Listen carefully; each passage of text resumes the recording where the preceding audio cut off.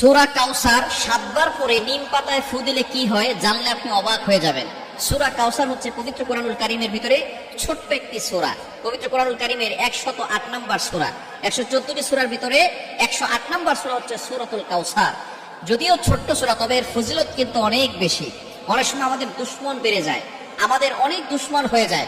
এই দুশমনকে ধ্বংস করার জন্য আপনি কিছু নিম পাতা সংগ্রহ করে 7 বার পরে যদি আপনি নিম পাতায় ফু দিতে পারেন, এই কিভাবে আমল করবেন এবং কিভাবে আপনি করলে আপনার দুশমন চিরতরে আপনার কাছে নত হয়ে থাকবে, আপনি জানলে অবাক হয়ে যাবেন। নবীজি সাল্লাল্লাহু আলাইহি সাল্লামের কিন্তু দুশমন ছিল আবু জাহেল, উতবা, শাইবা মিলে সব সময় প্ল্যান করতে কিভাবে মুহাম্মদ সাল্লাল্লাহু আলাইহি সাল্লামকে ধ্বংস করে দেওয়া যায়।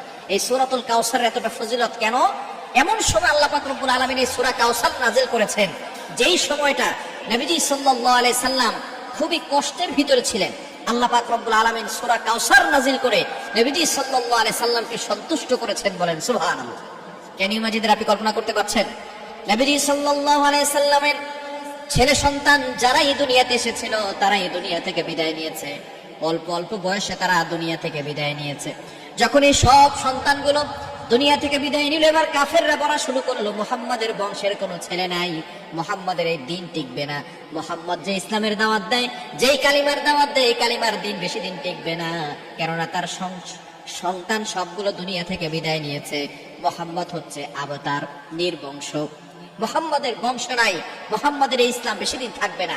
তখন আল্লাহ পাক রব্বুল আলামিন নবীজি সাল্লাল্লাহু আলাইহি ওয়াসাল্লাম যখন মানুষের কথা শুনে এমনি সন্তান হারার বেদনা কষ্ট আছে, আবার মানুষের কথায় তিনি কষ্ট পাচ্ছেন, আল্লাহ পাক রব্বুল আলামিন এই সূরা কাউসার নাযিল করে বলেন, ইন্না আতাইনাকাল কাউসার, নবী হে টেনশন করবেন না, আমি আপনাকে হাউজে কাউসার দান করে দিয়েছি। বলেন সুবহানাল্লাহ।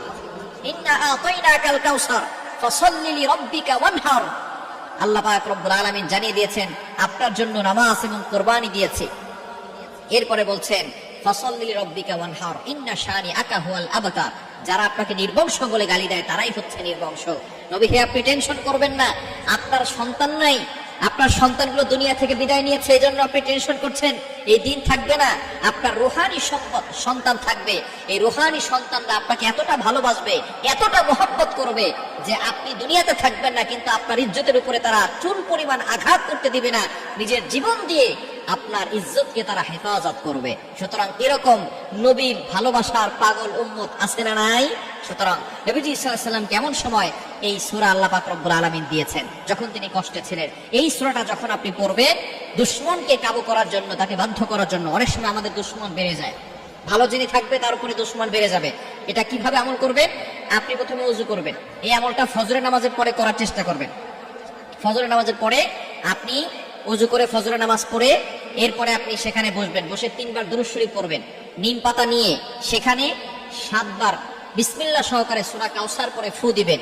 ফু দিয়ে ওই পাতাটাকে আপনার দুশমন যিনি আছেন তার কথা স্মরণ করবেন, তার একবার তার নাম উচ্চারণ করবেন যখন ফু দিবেন। এরপরে শেষে আবার 3 বার দুরূদ শরীফ পড়ে ওই পাতাটার ভিতরে ফু দিয়ে সেই পাতাটা আপনার যে দুশমন আছে সে যেই রাস্তা দিয়ে হাঁটে সেই রাস্তায় আপনি পুঁতে রাখবেন। সে রাস্তা দিয়ে যদি আপনার দুশমন হেঁটে যায় তাহলে আপনার দুশমন আপনার বাধ্য হবে, আপনি যা বলবেন সেটাই সে শুনতে বাধ্য হবে। এজন্য সূরা কাউসারের ভিতরে অনেক ফজিলত রয়েছে। ইয়াকিনের সাথে যদি আপনি আমলটা করতে পারেন দুশমন বাধ্য হবে, দুশমন আপনাকে কোনো ক্ষতি করতে পারবে না। আল্লাহ পাক রব্বুল আলামিন মানুষ শয়তান বলেন, জিন শয়তান বলেন, সকল ধরনের দুষ্ট শয়তান এবং মানুষ থেকে আল্লাহ আপনাকে হেফাজত করবেন। এজন্য সূরা কাউসারের আমলটা ইয়াকিনের সাথে, বিশ্বাসের সাথে আমল করেন, অবশ্যই আপনি ভালো একটি ফলাফল পাবেন।